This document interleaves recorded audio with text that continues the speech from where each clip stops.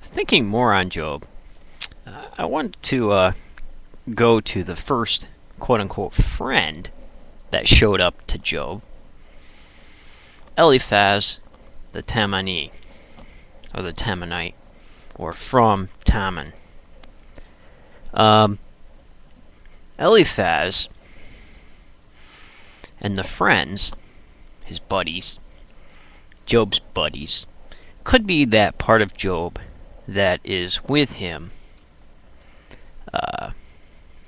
when he's trying to reconcile what he's going through with what he sees in life. And Eliphaz is an idealist. And I think some people think maybe this was written during the exile, when people were trying to reconcile why the just were suffering in exile in Babylon. And Eliphaz dishes it out on Job.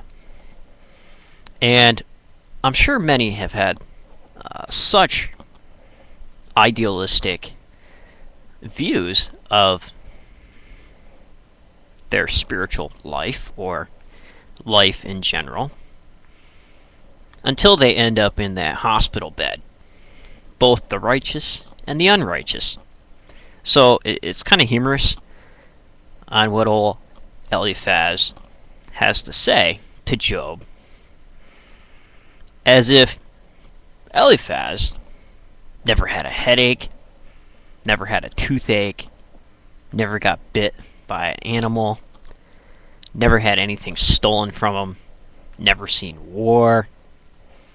So Eliphaz thinks that life for the righteous should be that state of paradise, when Job, who is sitting right in front of him, who is just, is an example of it is in fact not a state of paradise.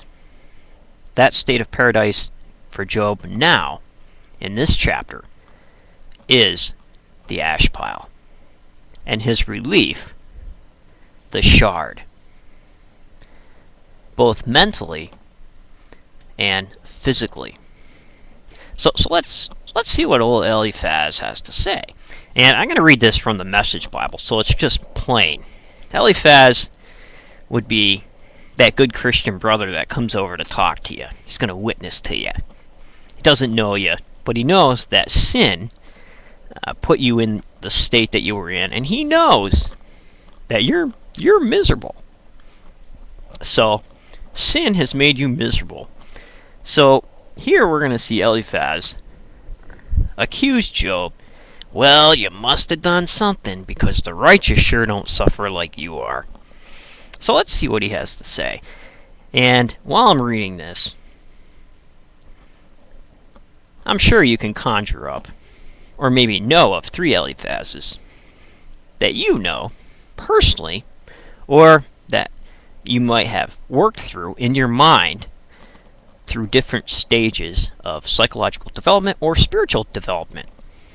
So let's see what this wretch has to say. This is verse 2 from Job 4. Then Eliphaz from Teman spoke up.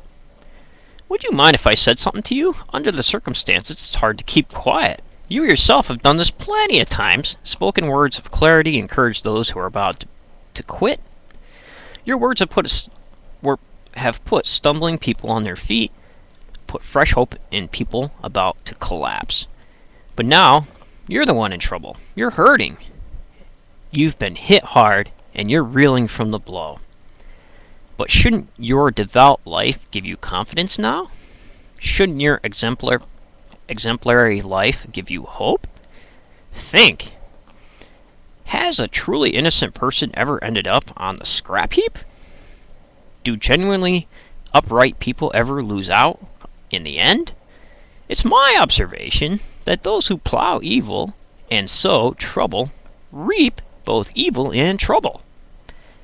One breath from God and they fall apart. One blast of his anger and there's nothing left of them.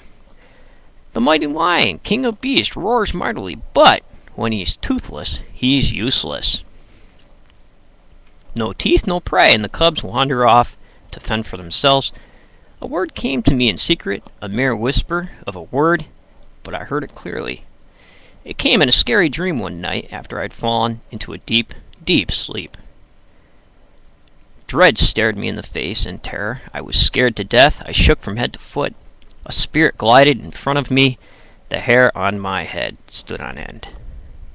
I couldn't tell what it was that appeared there, a blur. Then I heard a muffled voice. How can mere mortals be more righteous than God? How can humans be purer than the Creator?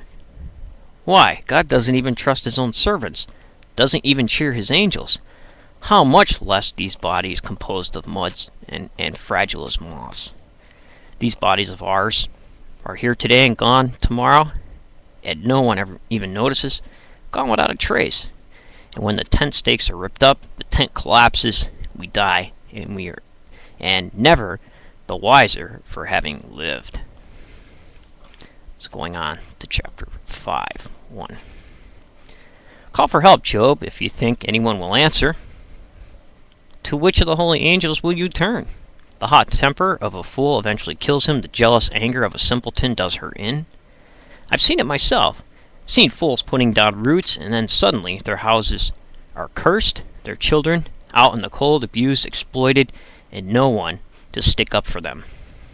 Hungry people off the street plunder their harvests, cleaning them out completely, taking thorns and all, insatiable for everything they have. Don't blame fate when things go wrong. Trouble doesn't come from nowhere. It's human. Mortals are born and bred for trouble, as certainly as sparks fly upward. So, here's a hint towards maybe original sin. He's telling a just man this, who has absolutely done nothing, is sitting there suffering. So, in this situation, in my opinion, Job did not commit injustice against God, even though seemingly God committed injustice against him. That is why Job was righteous in this situation, and seemingly maybe even a little more righteous than the divine himself at this point in the literature. If I were in your shoes, I'd go straight to God. I'd throw myself on the mercy of God. After all, he's famous for great and unexpected acts. There's no end to his surprises. He gives rain, for instance, across the wide earth and sends water to irrigate the field. He raises up the down and out and gives them firm footing to sink in grief.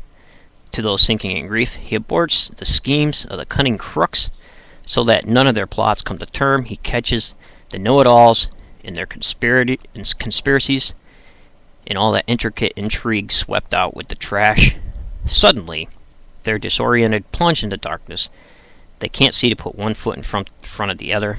But the downtrodden are saved by God, saved from the murderous plot, saved from the iron fist. So the poor continue to hope, while injustice is bound and gagged. So, what a blessing when God steps in and corrects you. Mind you, don't despise the discipline of the Almighty God. True, he wounds, but he also dresses the wound. The same hand that hurts you heals you. It's the only true thing that probably Eliphaz had said so far. From one disaster to another, he delivers you. No matter what the calamity, evil can't touch you. So right back, he's being an idealist. In famine, he'll keep you from starving. In war, from being gutted by the sword. You'll be protected from vicious gossip. And live fearless through any catastrophe. Apparently not. You'll soon be on good terms with rocks and mountains. Wild animals will become your good friends. You'll know that your place on earth is safe, and you'll look over your goods and find nothing amiss. You'll see your children grow up and your family lovely and lyrisome as orchard grass. You'll arrive at your grave ripe with many good years, like sheaves of golden grain at harvest. Yes, this is the way things are. My word of honor, take it to heart, and you won't go wrong. So says Eliphaz. Well, things aren't exactly that way, friends. And we've seen in Job how that was not the case. Eliphaz is telling this to Job while he's sitting there in the ash pile. Amazing. So, take care, friends, and be well. And remember, if everybody's thinking alike, then somebody isn't thinking.